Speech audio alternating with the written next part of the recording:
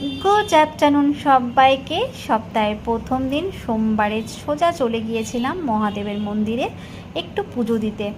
সকলেই জানো কালকে ছিল গ্রহণ, তো গ্রহণের পরে কি কি কাজ করতে লাগে অনেকেই জানো।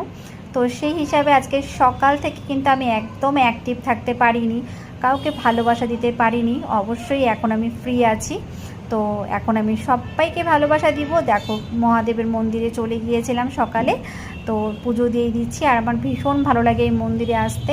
তো আমি যখনই পুজো দিতে আসি এই মন্দিরে পুজো দিয়ে দিতে আসি।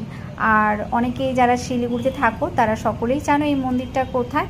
তো সকালে বাড়িঘর পরিষ্কার পরিচ্ছন্ন করে সোজা স্নান করে চলে এসেছিলাম মহাদেবের মন্দিরে। তো মহাদেব যেন সবাইকে ভালো রাখে, সুস্থ রাখে, এটাই কামনা করি। সবাই ভালো মতন কাজ করো, উন্নতি করো, সুস্থ রাখো। সব থেকে মেন হচ্ছে সুস্থ রাখো। শরীর সুস্থ হলে সমস্ত কিছু ভালো লাগে, তাই না বলো বন্ধুরা?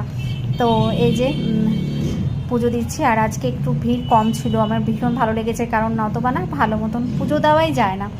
তো চলো দেখা হবে আবার পরের ভিডিওতে। ততক্ষণের জন্য টাটা, বাই বাই। আবার একসাথে সকলেই বলো হর হর মহাদেব, হর হর মহাদেব।